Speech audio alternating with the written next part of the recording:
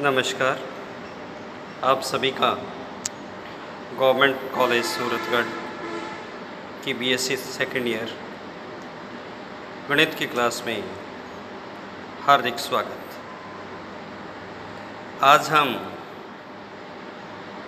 Second order की रैखिक अवकल समीकरण को हल करने की प्राचल वितरण विधि का अध्ययन करेंगे। तो ये किस प्रकार से इस मेथड का प्रयोग किया जाता है वो अपने स्टडी करते हैं।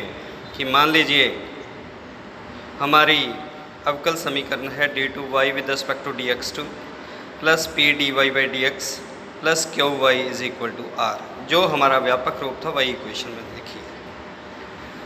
सबसे पहले आप इसका पूरक फलन ज्ञात करेंगे। तो सबसे मैं लिखता हूँ कि मान लीजिए कि y is equal to c1u plus c2v समीकरण एक का पूरक फलन है।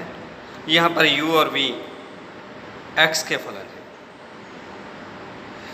अगर ये x के फलन है तो जो u एंड v हैं पूरक फलन के जो भाग है वो पूरा पूरक फलन या उसके भाग जो होते हैं वो ऑक्सिलरी इक्वेशन को संतुष्ट करती हैं। तो इसलिए मैंने लिखा u और v जो समीकरण एक की ऑक्सिलरी इक्वेशन होगी, यानी कि d2u with respect to dx2 plus p d u by d x plus q u is equal to 0 और d2v with respect to dx2 plus p d v by d x plus q v is equal to 0। क्योंकि आप जानते हैं कि जो पूरक फलन ज्ञात किया जाता है वो r इज इक्वल टू 0 करके ही ज्ञात होता है। अब पूरक फलन आ गया तो उसके बाद मैं इस समीकरण जो आपको समीकरण दे रखी है जिसका हल ज्ञात करना है उसका मैं पूर्ण हल सपोज करता हूँ कि मान लीजिए वो पूर्ण हल है y is equal to a u plus b we.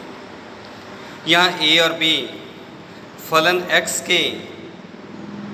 के फलन इस प्रकार माने गए हैं कि यह समीकरण एक को संतुष्ट करते हैं। तो y is equal to a u plus b v है तो मैं इन्हें डिफ्रेंशिएट करता हूँ। तो d y by d x is equal to a into d u by d x plus b into d v by d x plus u into d a by d x plus v into d b by d x. क्योंकि हमने कहा है कि you V A और B चारों क्या है x के फलन हैं। यहाँ मैंने ए और बी को इस प्रकार से ज्यूम किया है कि u into d a by d x plus v into d b by d x is equal to क्या है, 0 है। अब d2y with respect to dx2 दोबारा से डिफ्रेंशिएट करता हूँ। a d2u with respect to dx2 plus b d2v with respect to dx2 plus da by d x into d u by d x plus d b by d x into d v by d x. तो आपने y dy by d x और d2y by dx2 का मान समीकरण एक में हम रख देते हैं। तो समीकरण एक में रखने पर हमारे पास जो इक्वेशन बनती है वो क्या आती है, a into d two u with respect to dx2 plus p d u by d x plus q u plus b into d two v with respect to dx2 plus p into d v by d x plus q v plus d a by d x into d u by d x plus d b by d x into d v by d x is equal to r. अब समीकरण 3 और 4 का मैं प्रयोग करता हूँ। तो समीकरण 3 में क्या था कि d2u with respect to dx2 plus p d u by d x plus q u 0 था। इसी प्रकार से d2v with respect to dx2 plus p d v by d x plus q v भी 0 था। तो वो दोनों 0 हो गए तो आपके पास क्या बना, d a by d x into d u by d x plus d b by d x into d v by d x is equal to r. तो आपके पास दो इक्वेशन आ गई, एक तो ये 7th इक्वेशन और एक इससे पहले 6th इक्वेशन आपने एज्यूम की थी कि u into d a by d x plus v into d b by d x is equal to 0।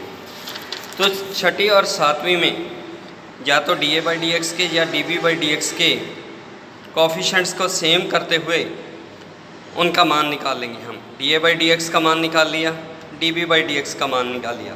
क्योंकि v पता है, u पता है, r पता है, तो अगर u पता है तो d u by d x भी अपने को कैलकुलेट कर सकते हैं, d b by d x भी कर सकते हैं। तो जब आपने d a by d x और d b by d x ज्ञात कर लिया तो इनको इंटेग्रेट कर दीजिए। तो इनको x के सापेक्ष इंटेग्रेट करेंगे तो a का मान आ जाएगा। इसी प्रकार से d b by d x वाली इक्वेशन को x के सापेक्ष आप इंटेग्रेट करेंगे तो b का मान आ जाएगा। तो जब आपने a और b ज्ञात कर लिया तो इससे समीकरण 2 में सब्स्टिट्यूट कर देंगे तो वहाँ से क्या है, दी गई समीकरण का पूर्ण हल आपके पास प्राप्त हो जाएगा। अब ये तो था आर्टिकल, लेकिन जो वर्किंग रूल है किस प्रकार से अपने इस विधि का प्रयोग करते हैं, तो वो मैं वर्किंग रूल बताना चाहूँगा कि सबसे पहले आपने d2y with respect to dx2 का जो कॉफिशेंट है, जो गुणांक है, उसे 1 बनाते हुए उसे जनरल फॉर्म या स्टैंडर्ड फॉर्म में रख देना है। d2y with respect to dx2 plus p dy by dx plus qy is equal to r। दूसरा स्टेप, आपने r को 0 करते हुए इसकी ऑक्सिलरी इक्वेशन लिखनी है और पूरक फलन ज्ञात करना है d2y with respect to dx2 plus p dy by dx plus qy is equal to 0 का। इसके लिए जो मेथड आपने पहले यूज़ किए हैं, चाहे विद कांस्टेंट कोएफिशिएंट या विद वेरिएबल कोएफिशिएंट, जैसी इक्वेशन होगी उसी तरीके से पूरक फलन ज्ञात करेंगे। तो मान लीजिए पूरक फलन आ गया आपके पास c1u प्लस c2v। उसके बाद आप इसका पूर्ण हल एज्यूम करेंगे कि y is equal to a u plus b v दी गई समीकरण का पूर्ण हल है।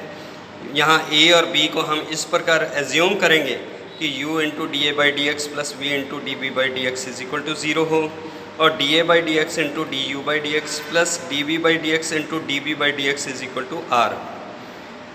अब ये करने के बाद इन दोनों इक्वेशन को सॉल्व करते हुए आप d a by d x का मान और d b by d x का मान ज्ञात करेंगे, और जब वो मान आ गए तो उन्हें इंटीग्रेट करेंगे, जिससे ए और बी का मान प्राप्त हो जाएगा।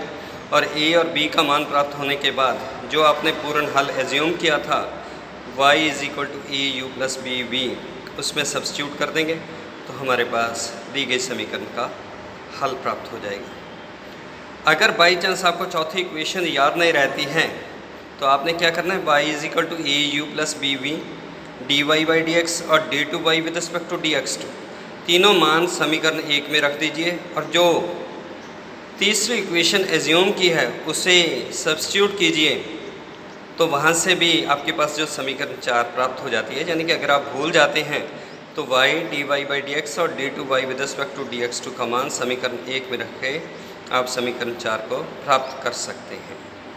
एक न्यूमेरिकल देखिए कि मान लीजिए मेरे पास है क्वेश्चन कि d two y with respect to d x two plus y is equal to cosec x. तो सबसे पहले मैंने आपसे कहा है कि d two y with respect to d x two का कोफिशिएंट 1 बनाना है। अब अपने यहाँ पर बने ही हैं तो इसलिए अपने ऑक्सिलरी इक्वेशन लिखेंगे राइट हैंड साइड को 0 करते हुए, तो m square plus 1 is equal to 0, तो m is equal to plus minus iota. तो पूरक फलन क्या आ गया, c1 cos x plus c2 sin x। इसे आप c1u प्लस c2v के साथ कंपेयर कीजिए तो u की जगह आपके पास cos x है, v की जगह आपके पास sin x है। तो मैं मानता हूँ कि let y is equal to a cos x plus b sin x समीकरण 1 का हल है। यहाँ हम a और b को इस प्रकार एज्यूम कर रहे हैं कि cos x into d a by d x plus sine x into d b by d x is equal to 0। ये मैंने जो आर्टिकल में करवाया था u into d a by d x plus v into d b by d x is equal to 0, इसके साथ compare किया है। फिर दूसरा d u by d x, तो cos x का डिफ्रेंशिएशन क्या हो जाएगा, minus sign x into d a by d x as it is, plus sine x का differentiation cos x into d b by d x as it is equal to r। यानी कि मैंने hint दिया हुआ है d a by d x into d u by d x plus d b by d x into d v by d x is equal to r के साथ compare किया। अब मैंने कहा था कि ये दोनों इक्वेशंस लिखते हुए आपने d a by d x और d b by d x का मान ज्ञात करना है। तो सबसे पहले मैं d b by d x के कोफिशिएंट्स को इक्वेट करता हूँ। तो उसके लिए मैंने समीकरण 3 को cos x से और समीकरण 4 को sin x से मल्टीप्लाई करने के बाद सब्ट्रैक्ट किया, तो आपके पास आ गया d a by d x is equal to minus 1। तो a इज इक्वल टू क्या आ गया, minus x plus constant of integration. तो पहले हमने a का मान निकाल लिया। अब b का मान निकालने के लिए मैं equation 3 into sine x plus equation 4 into cos x करता हूँ। ज़रूरी नहीं आप समीकरण 3 या 4 में d a by d x का मान सीधा रख के भी d b by d x ज्ञात कर सकते हैं। तो वो करते हैं तो अपने पास क्या आ रहा है, d b by d x is equal to cot x. तो यहाँ से क्या आ गया, b is equal to log of sine x plus another constant of integration, a और b आ गए। तो हमने कंप्लीट सोल्यूशन क्या माना था, y is equal to a cos x plus b sin x। तो a और b का मान समीकरण 2 में रख देते हैं। तो आपके पास आ गया y is equal to minus x plus k one into cos x plus log of sine x plus k two into sine x, जो कि दी गई समीकरण का पूर्ण हल है। तो इस प्रकार से अपने किसी भी क्वेश्चन को प्राचल वितरण विधि से हल ज्ञात कर सकते हैं। धन्यवाद।